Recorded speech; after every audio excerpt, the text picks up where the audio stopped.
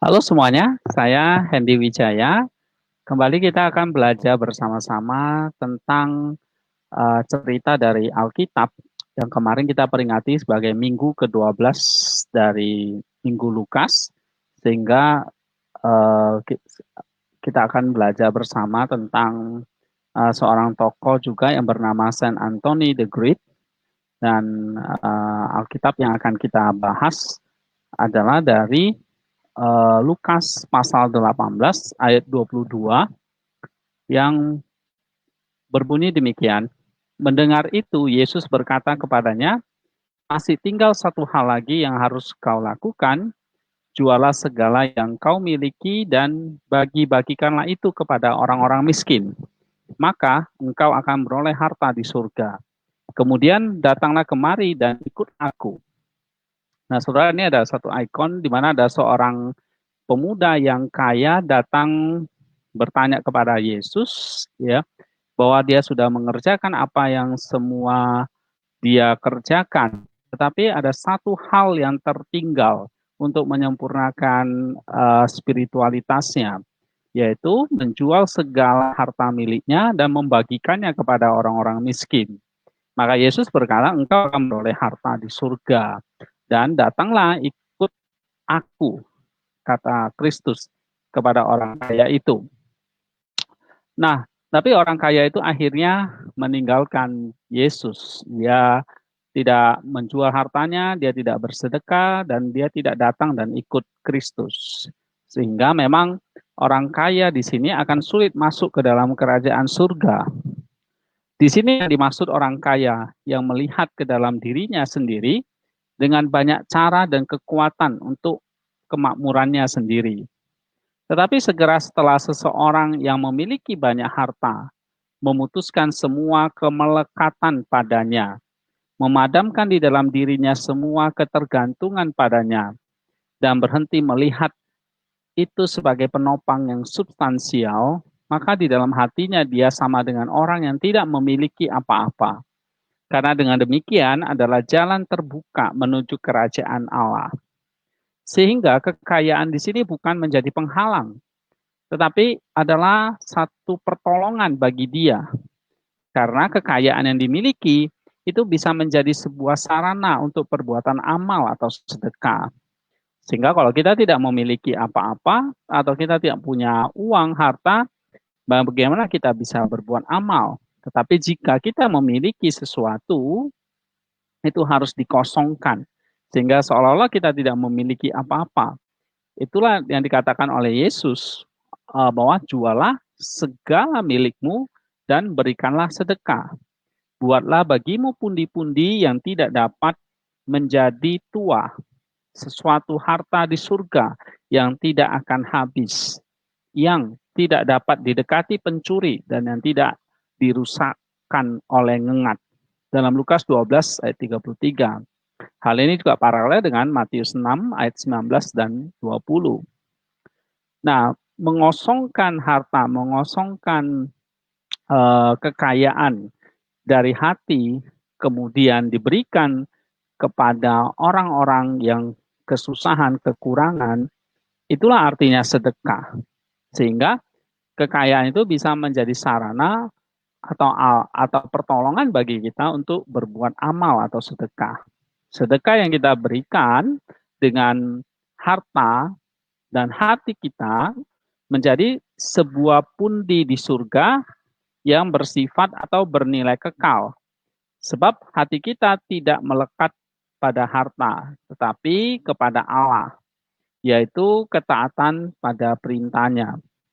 Sehingga Tuhan melanjutkan dengan mengatakan, karena di mana hartamu berada, di situ juga hatimu berada. Dalam Lukas 12 ayat 34. Jika harta kita ada pada Allah dan sesama kita, maka kita juga memiliki hati untuk Allah dan sesama. Seperti yang dikatakan oleh Rasul Yakobus, ibadah yang murni dan yang tidak bercacat di hadapan Allah, Bapa kita, ialah mengunjungi yatim piatu dan janda-janda dalam kesusahan mereka, dan menjaga supaya dirinya sendiri tidak dicemarkan oleh dunia. Dalam Yakobus 1 ayat 27. Sehingga jelas di sini bahwa perbuatan amal baik yang diminta oleh Allah itu menjadi sebuah ibadah yang murni di hadapan Allah. Tentu dengan harta kekayaan kita miliki, ini bisa menjadi sarana untuk menolong sesama kita yang dalam kesusahan, seperti mengunjungi atau memberikan sedekah kepada yatim piatu dan janda-janda. Harta kekayaan akhirnya menjadi sarana untuk beribadah kepada Allah. Dengan cara tentu kita mengosongkan itu dari hati kita, sebab di mana hartamu berada, di situ kita berada. Berarti harta itu tidak boleh tersimpan di dalam hati, tetapi harus ada di dalam hati orang-orang yang miskin. Disitulah kita akan berada, dan disitulah ibadah yang murni, yang berkenan, tidak cacat di hadapan Allah. Jadi saudara, harta kekayaan adalah jadi sarana untuk kita beribadah kepada Allah dengan memberi sedekah kepada mereka yang kesusahan. Ya, misalnya dalam Lukas 18:22 tadi. Bukan sebaliknya, kita beribadah atau menyembah harta kekayaan tersebut. Nah, saudara-saudara, Saint Theophan de Reclus menyatakan bahwa kekayaan bukanlah satu kemalangan atau penghambat kita masuk dalam kerajaan surga, tapi kekayaan bisa membuat kita bergantung dan melekat padanya. Maksudnya hal ini dapat digeneralisasi seperti ini. Siapapun yang bergantung pada sesuatu dan terikat padanya, maka dia akan kaya akan hal itu. Tetapi barang siapa bergantung pada Allah sendiri dan bersandar padanya dengan segenap hatinya, kaya akan Allah.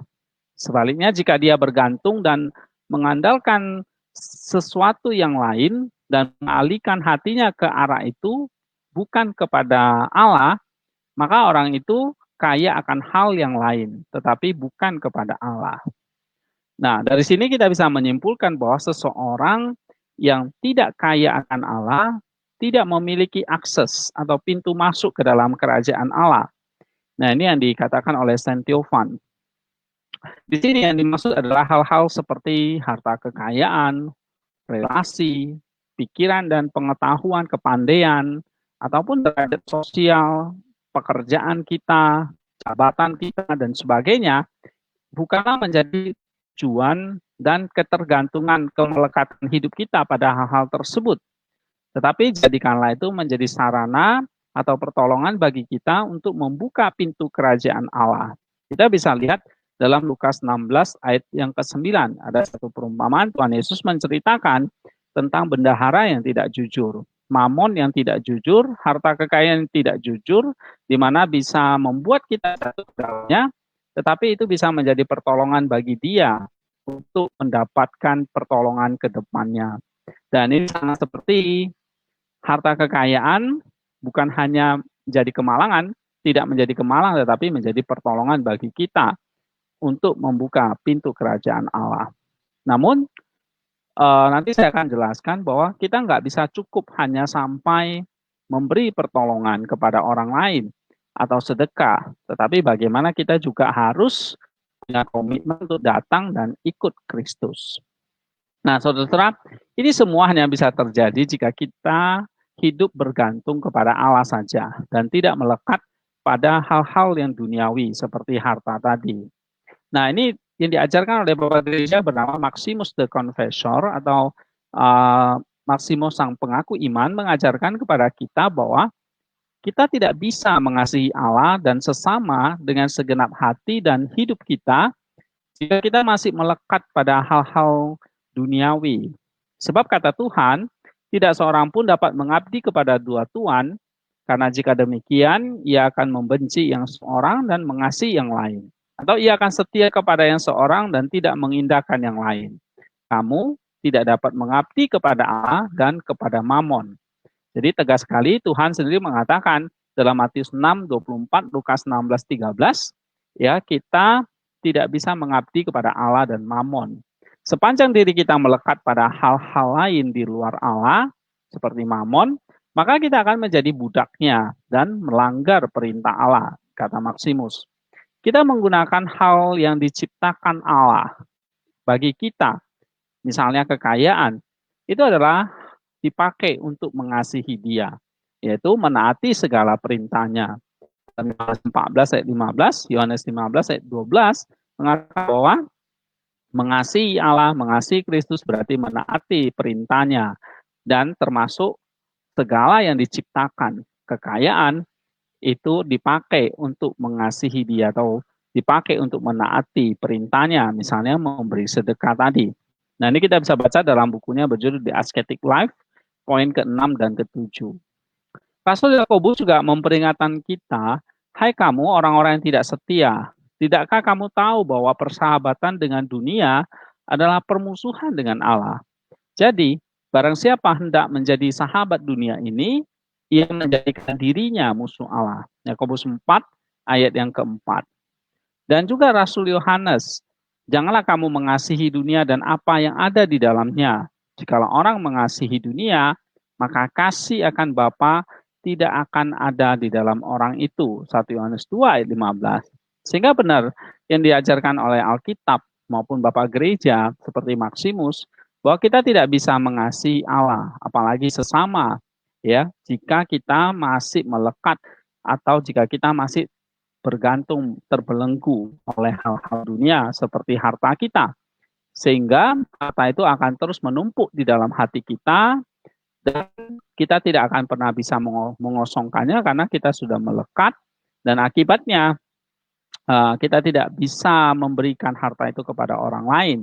Nah, jika hartamu ada di dalam hatimu, maka disitulah kita berada dan kita tidak akan pernah bisa membuka pintu surga. Atau seperti yang Yesus ajarkan, kita tidak akan pernah bisa membuka pundi-pundi surga. Nah, pundi-pundi surga ini haruslah kita buka dengan satu persiapan, yaitu kita membagikan harta kita. Artinya membagikan harta itu berarti kita tuh sedang mempersiapkan pundi kita, lalu kita isi dengan segala perbuatan amal baik kita. Satu hal yang penting di sini, tadi saya telah singgung, setelah kita melepaskan kemelekatan duniawi, misalnya harta, Tuhan dalam Lukas 18 tadi mengajak kita datang dan ikut jejak langkahnya.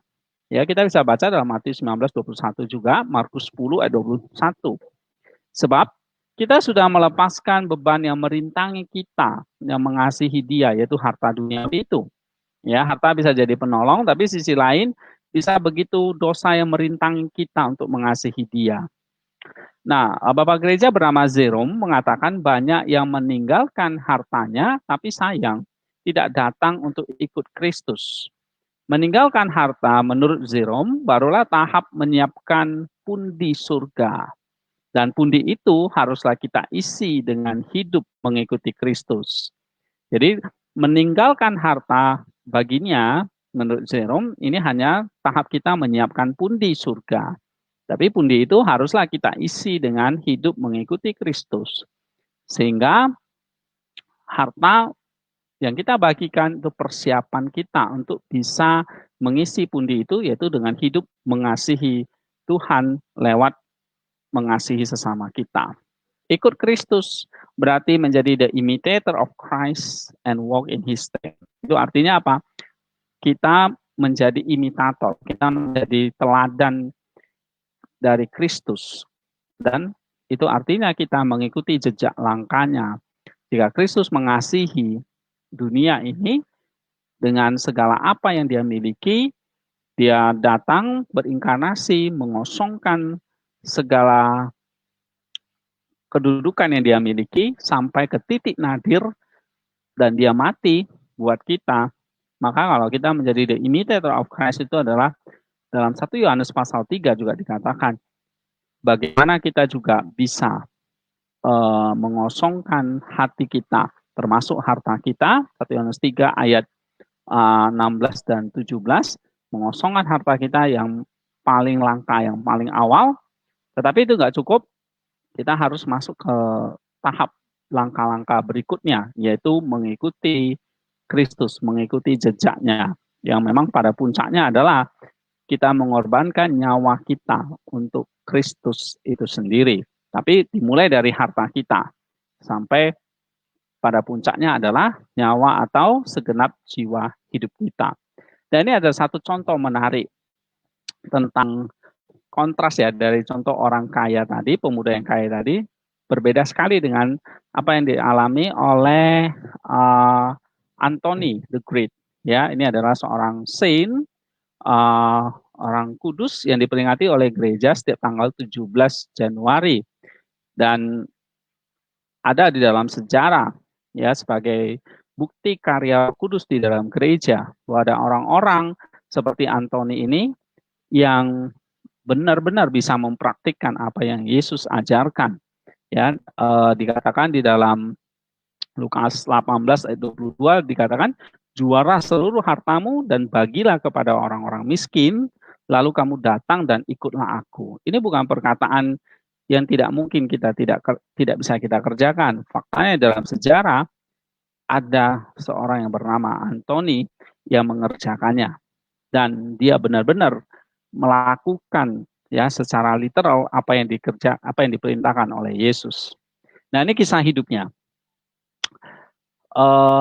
Dia diperingati oleh gereja setiap tanggal 17 Januari. Dia disebut The Great, yang agung. Ini berarti adalah satu penghormatan gereja kepada dia karena keteladanan imannya, karena perjuangannya yang sungguh-sungguh menghidupi apa yang Yesus ajarkan.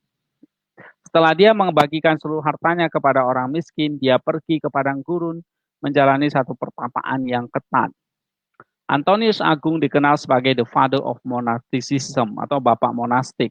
Dan pengajaran monastik yang panjang dalam bukunya The Life of Saint Anthony oleh Athanasius ya, bagian 16 sampai 34.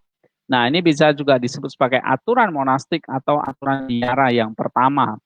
Nah, biografi dan pengajaran tentang monasteri atau monastik bagi seorang biarawan itu ditulis oleh Athanasius mengutip buku dari The Life of Saint Anthony. Pada chapter 16 sampai 34 kita bisa membaca di situ ajaran-ajaran yang penting dari Saint Anthony. Anthony sendiri lahir di Mesir di desa Koma dekat Gurun Tebait ya pada tahun 251 di Mesir ya.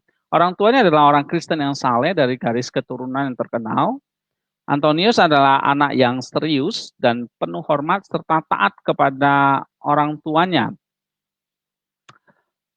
Dia senang menghadiri, ya, dia senang ikut liturgi gereja, ibadah gereja, dia mendengarkan homili atau khotbah dari kitab suci dengan penuh perhatian, sehingga dia ingat apa yang dia dengar sepanjang hidupnya.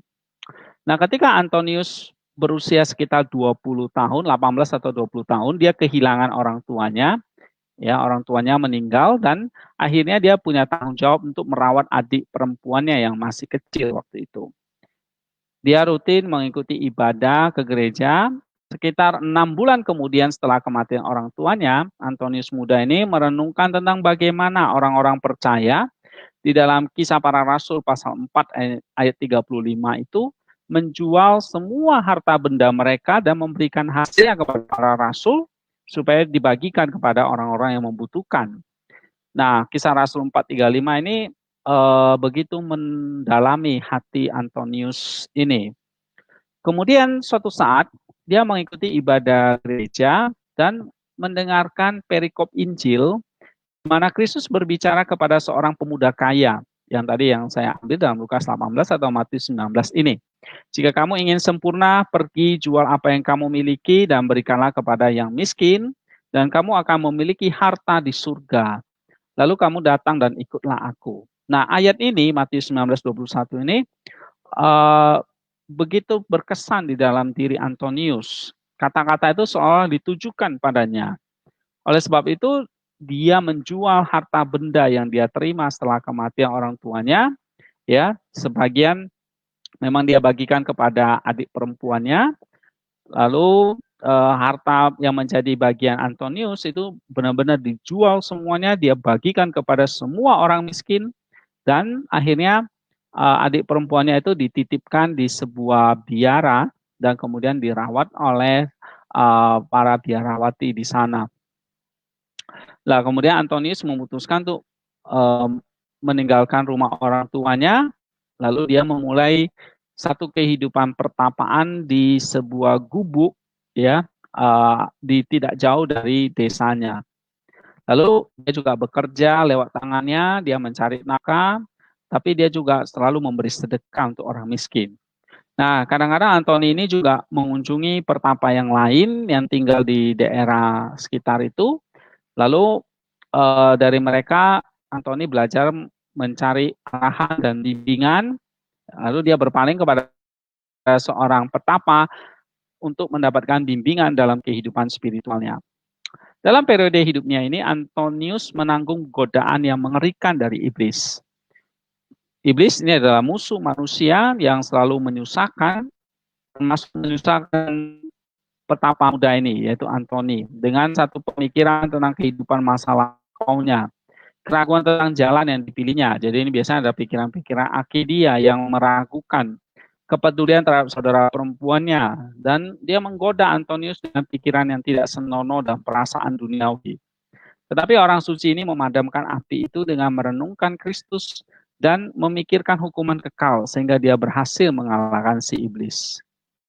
Menyadari bahwa iblis niscaya akan menyerangnya dengan cara lain, Antonius terus berdoa dan meningkatkan usahanya. Antonius berdoa agar Tuhan menunjukkan jalan keselamatan kepadanya. Dan dia diberi satu visi atau penglihatan. Dia melihat ada seorang laki-laki yang menyelesaikan doa, kemudian mulai bekerja. Ini adalah laki-laki itu adalah seorang malaikat yang dikirim Tuhan untuk mengajar orang pilihannya. Kemudian Antonius juga mencoba membiasakan dirinya dengan cara hidup yang lebih ketat. Dia makan hanya setelah matahari terbenam, lalu dia menghabiskan sepanjang malam dengan berdoa sampai fajar. Segera dia tidur hanya setiap hari yang ketiga, tetapi iblis tidak mau menghentikan tipuannya. Lalu terus mencoba untuk menakut-nakuti si Antonius ini. Dia muncul dengan kedok hantu yang mengerikan. Namun orang suci itu melindungi dirinya dengan salib. Akhirnya musuh menampakkan diri kepadanya dalam kedok seorang anak kulit hitam yang tampak menakutkan, dan dengan munafik menyatakan dirinya dipukuli. Dia pikir dia bisa menggoda orang suci itu menjadi sia-sia dan sombong, tapi orang suci itu mengalahkan musuh itu dengan doa. Supaya bisa mendapat keheningan yang lebih intens, Antonius pindah lebih jauh dari desa ke sebuah gua yang waktu itu gua itu dipakai memang untuk mengubur mayat ya, atau seperti kuburan. Dia meminta seorang teman untuk membawakannya sedikit roti pada hari-hari yang ditentukan, lalu mengurung diri di dalam gua. Kemudian iblis tidak tinggal diam, datang menerkam orang suci itu dengan maksud untuk membunuhnya dan menyebabkan luka yang mengerikan. Dengan pemeliharaan Tuhan, teman-teman Antonius itu datang keesok harinya untuk membawakan makanan. Lalu melihat Antoni terbaring di tanah seolah-olah seperti mati, lalu mereka membawa Antoni kembali ke desa. Mereka mengira orang suci itu sudah mati dan bersiap untuk penguburannya. Tapi pada tengah malam, Antonius sadar kembali dan menyuruh temannya untuk membawanya kembali ke gua. Keteguhan Antonius lebih besar dari tipu muslihat musuh atau si iblis. Dengan berwujud binatang buas seperti singa, ya, para iblis mencoba memaksa orang suci itu meninggalkan tempat itu. Tetapi dia mengalahkan mereka dengan iman kepada Tuhan. Lalu dia melihat ke atas, orang suci itu melihat atap terbuka seperti ada sinar cahaya yang turun ke arahnya. Setan-setan pun langsung menghilang. Lalu Antonius berseru, "Di mana engkau, oh Yesus yang penuh belas kasih? Mengapa engkau tidak muncul dari awal untuk mengakhiri rasa sakitku?" Lalu Tuhan tiba-tiba menjawab, "Aku di sini, Antonius. Aku ingin melihat pergumulanmu. Sekarang, karena engkau belum menyerah, aku akan menolongmu. Aku akan selalu menolongmu dan membuat namamu dikenal di seluruh dunia." Nah, setelah penglihatan ini, Antonius disembuhkan dari luka-lukanya dan merasa lebih kuat dari sebelumnya. Pada saat itu, dia baru berusia 35 tahun. Setelah memperoleh pengalaman spiritual dalam pergumulannya dengan iblis, Antonius mempertimbangkan untuk pergi ke padang gurun bait untuk melayani Tuhan di sana.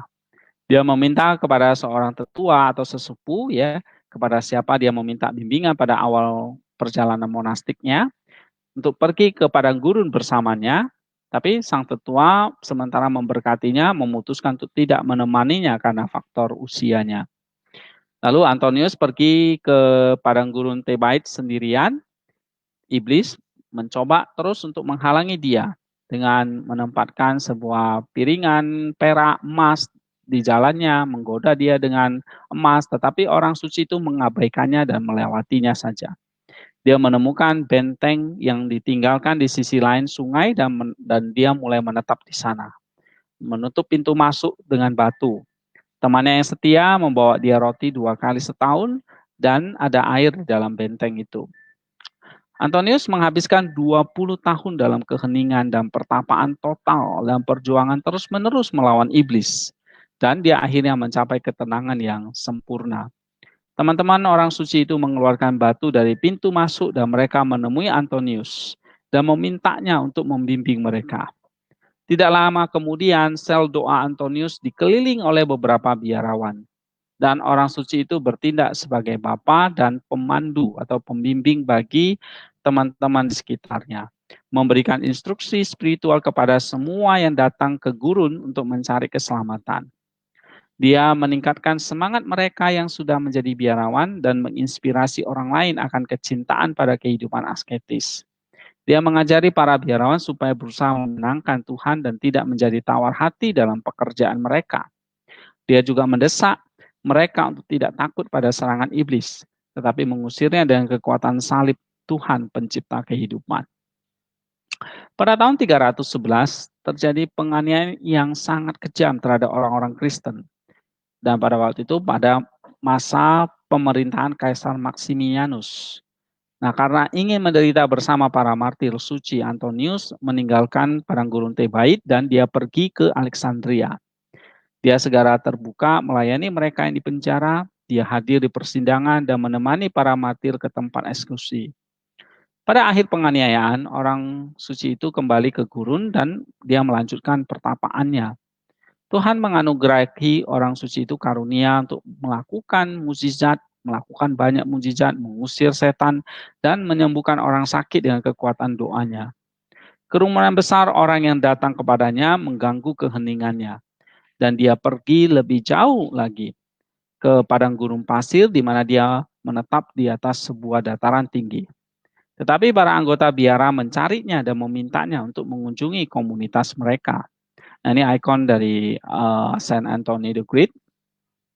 Pada waktu lain, Antonius meninggalkan padang gurun dan tiba di Alexandria untuk mempertahankan ajaran dan iman yang benar dan lurus melawan ajaran sesat Manikian dan Arian atau Arius.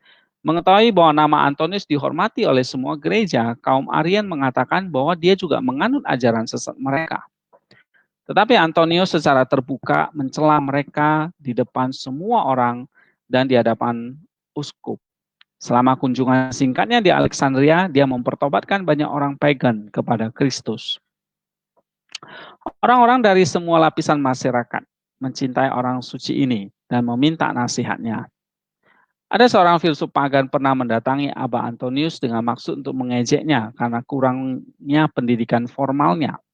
Tapi dengan kata-kata dia mereduksi mereka menjadi diam dan malu. Kaisar Konstantin Agung dan putra-putranya menulis kepada Antonius dan meminta balasan darinya. Dia memuji Kaisar karena imannya kepada Kristus dan menasihatinya untuk mengingat penghakiman yang akan datang dan bahwa Kristus adalah Allah yang sejati, Raja yang sejati. San Antonius menghabiskan 85 tahun di gurun terpencil atau di padang gurun. Sesaat sebelum kematiannya, dia memberitahu para saudara bahwa dia akan segera meninggalkan mereka. Dia menginstruksikan mereka untuk melestarikan iman yang ortodoks dalam kemurniannya, untuk menghindari hubungan dengan para bidat atau guru-guru palsu, dan tidak lalai dalam perjuangan monastik mereka. Berusahalah untuk pertama-tama menyatu dengan Tuhan dan kemudian dengan orang kudus, sehingga setelah kematian mereka dapat menerima kamu sebagai teman-teman yang akrab ke dalam tempat tinggal yang abadi. Begitu kata Antonius kepada teman-temannya. Orang suci itu menginstruksikan 2 muridnya yang telah mendampingi dia dalam 15 tahun terakhir hidupnya untuk menguburkannya di padang gurun dan bukan di kota Alexandria. Dia meninggalkan salah satu jubah biara kepada Athanasius dari Alexandria dan juga kepada Saint Serapion dari Tunius. Saint Antonius meninggal dengan damai pada tahun 356 pada usia 105 tahun. Ya, usia yang sangat lanjut. Lalu dia dimakamkan di padang gurun oleh murid-muridnya. Nah, biografi atau kehidupan Antonius Agung ditulis oleh Athanasius dari Alexandria. Ini adalah biografi pertama dari orang suci yang bukan seorang martir dan dianggap sebagai salah satu tulisan terbaik Saint Antonius. Yohanes Chrysostomus merekomendasikan agar biografi ini dibaca oleh setiap orang Kristen. Nah, salah satu tulisannya, Athanasius menuliskan begini, hal-hal ini tidak signifikan dibandingkan dengan kebajikan Antonius. Tetapi mari kita nilai seperti apa hamba Antonius ini. Dari masa mudanya sampai usia tuanya, dia mempertahankan semangatnya untuk bertapa. Dia tidak menyerah pada keinginan untuk makanan mahal karena usianya. Dia juga tidak mengganti pakaiannya karena kelemahan tubuhnya. Dia bahkan tidak membasuh kakinya dengan air. Dia tetap sangat sehat dan dia bisa melihat dengan baik karena matanya sehat dan tidak kabur. Tidak satu pun giginya rontok atau tanggal, tetapi di dekat gusi giginya telah haus karena usianya sudah lanjut. Dia tetap kuat, tangan dan kakinya. Dia terkenal di mana-mana, dikagumi oleh semua orang, dan bahkan dicari oleh mereka yang belum pernah melihatnya. Ini adalah satu bukti kebajikan dari jiwa yang disayangi oleh Tuhan. Karya-karya Saint Antonius ini telah sampai kepada kita. Misalnya 20 homili tentang kebajikan, terutama monastik, 7 surat ke berbagai biara Mesir tentang kesempurnaan moral dan kehidupan monastik sebagai perjuangan spiritual, atau juga aturan-aturan monastik tadi yang ditulis oleh Saint Athanasius. Nah, pada tahun 544, reliknya atau jasad dari Antonius Agung ini dipindahkan ke Alexandria. Nah, setelah penaklukan Mesir oleh orang Saracen pada abad ke-7, relikwi ini tersebut dipindahkan ke kota Konstantinopel. Relikwinya Antonius Agung ini dipindahkan dari Konstantinopel pada abad ke-10-11 ke sebuah keuskupan di luar kota Wina, Austria. Pada abad ke-15, relikwinya dibawa ke Arles di daerah Prancis di sebuah gereja yang bernama Saint Julian. Nah, di dalam lagu atau pujian untuk menghormati, mengenang tentang Antoni, dia seperti Elia ataupun Yohanes Pembaptis, ya, yang menjadi seorang yang tinggal di padang gurun.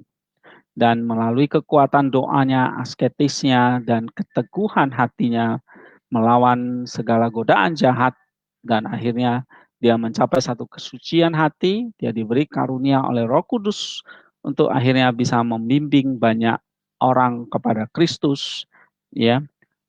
Walaupun dia mengasingkan dirinya, dia bertapa dari satu tempat ke tempat yang lain, tetapi begitu menarik banyak orang untuk datang kepadanya, memberkati orang itu, dan lalu dia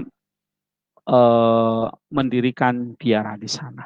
Banyak di mana dia bertapa, akhirnya datang banyak orang yang mencari dia, lalu ikut bertapa bersama dengan dia.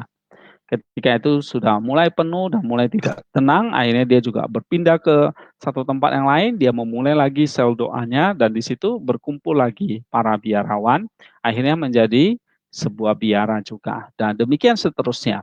Sehingga ada satu nyanyian dia mengatakan bahwa dia mengosongkan kota, tetapi memenuhi padang gurun. Nah, ini satu kehidupan monastik yang sangat luar biasa. Jadi kehidupan monastik itu bukan hanya sekedar kita tidak mau ikut campur dengan urusan duniawi, seperti kalau kita egois, kita tidak mau menjadi terang atau berkat garam kepada duniawi, tidak. Justru kehidupan monastik itu adalah kehidupan yang penuh dengan doa, menyucikan diri, dan kita menjadi orang yang mendoakan, yang suci dan mendoakan banyak orang, dan bahkan diberi karunia oleh Roh Kudus untuk bisa mengajar, memberikan hikmat, nasihat kepada banyak orang, dan membawa orang itu menuntun kepada Kristus. Ya, monasteri diperlukan, monastik diperlukan, supaya itu bisa menjadi sebuah magnet daya tarik untuk orang-orang datang konsel, memberikan nasihat, memberikan pengharapan kepada mereka yang tertimpa banyak masalah. Saya kira kita bisa memulai satu teladan yang baik dari Anthony the Great, di mana kita mulai repost, di mana kita mulai meninggalkan hal-hal yang merintangi kita untuk datang kepada Allah. Apakah itu kelemahan karakter kita, harta kekayaan kita, ataupun status sosial, pekerjaan kita, relasi kita, hubungan kita, hal-hal yang merintangi kita datang kepada Allah. Nah, kita perlu mengosongkan itu, seperti harta misalnya. Lalu kita datang kepada Kristus dan ikut Dia, seperti yang dikerjakan, yang dilakukan oleh Antonius seumur hidupnya. Pada usia 20 tahun, dia menjual seluruh harta miliknya. Dia bagikan, dia sedekahkan kepada seluruh orang miskin. And then dia datang dan ikut Kristus, yaitu mencari Dia dengan segala kesungguhan hatinya, ketekunan hatinya, askesis yang dia lakukan, dan pada akhirnya dia dikenal oleh seluruh kehidupan, oleh orang-orang yang di sana, termasuk Athanasius, meminta nasihat, meminta pengetahuan spiritual, bimbingan spiritual dari Anthony the Great ini. Nah, saya kira ini adalah satu kehidupan monasteri yang luar biasa yang kita bisa jalani bersama di tengah kehidupan kita dimanapun kita ada. Ya, prinsipnya adalah bagaimana kita mengosongkan hati kita tidak terintangi oleh berbagai harta kekayaan yang menyebabkan kita hidup jauh dari Tuhan. Tetapi setelah itu kita perlu datang kepada Kristus dan mengikuti Dia, seperti yang dilakukan oleh Saint Anthony the Great ini, yaitu kita mulai belajar untuk bertapa, melakukan askesis, berdoa, dan mencari hikmat seperti Anthony the Great ini. Sehingga kehidupan monastik yang kita jalani itu akan menjadi satu daya tarik kepada orang-orang. Memang ada berbagai macam monastik ya. Ada monastik yang khusus mendoakan dunia ini, mendoakan gereja, mendoakan orang-orang yang dari sekitarnya, mendoakan berbagai permasalahan di dunia ini. Satu monastik yang mendedikasi dirinya dalam kehidupan doa untuk dirinya maupun untuk dunia. Kemudian ada monastik juga yang memang mendedikasikan dirinya untuk memberikan konsel, memberikan nasihat kepada orang-orang yang membutuhkan. Itu adalah satu monastik yang menarik. Kemudian ada monastik juga yang mendedikasi dirinya dalam praktik askesis yang sangat ketat, seperti Anthony the Great ini. Pada awalnya dia mempraktikkan askesis yang sangat ketat, tetapi di tengah perjuangannya, Tuhan mulai membuka jalan kepada dia. Akhirnya dia bisa menjadi seorang pembela iman yang ortodoks, memberikan konsel kepada banyak orang yang membutuhkan hikmat, pengharapan dari Tuhan. Dan akhirnya dia mendirikan, tanpa dia sadar, mendirikan banyak biara-biara, artinya membawa banyak orang untuk hidup membiara seperti dirinya, untuk hidup sungguh-sungguh mencari Tuhan dan menyucikan dirinya. Nah, saya kira ini satu kehidupan yang kita bisa bagikan apapun itu, tapi kita harus mulai dari bersedekah, mengosongkan hati kita untuk orang lain. Baiklah, harta yang kita miliki itu ada pada orang miskin, dan lalu kita datang untuk menjalani satu kehidupan biara atau monastik yang sungguh-sungguh. Bukan berarti saya mengajak kita untuk meninggalkan rumah pekerjaan lalu kita ada di satu tempat yang sunyi sepi, tidak. Tetapi mulai dari hati kita, hati yang penuh dengan monastik, mendoakan orang lain, meminta karunia dari Allah, lalu kita bisa mendoakan mereka, memberi pengharapan kepada orang-orang yang membutuhkan. Dan saya kira ketika kita mempelajari ini kita bisa kontekskan dalam kehidupan kita sehari-hari, dan semoga apa yang saya berikan ini boleh mulai awal memberkati kita dalam kehidupan dimanapun kita berada, sehingga semakin banyak orang yang tertarik kepada kekristenan, tertarik kepada kehidupan kita, tertarik kepada kehidupan monastik kita, tertarik kepada kehidupan alehan hidup kita, askesis kita, sehingga orang itu tertarik kepada Kristus dan memuliakan Bapa yang di surga. Thank you semuanya. God bless us. Semoga Allah memberkati dan menolong kita dalam masa-masa yang akan datang ini. Thank you semuanya. God bless us.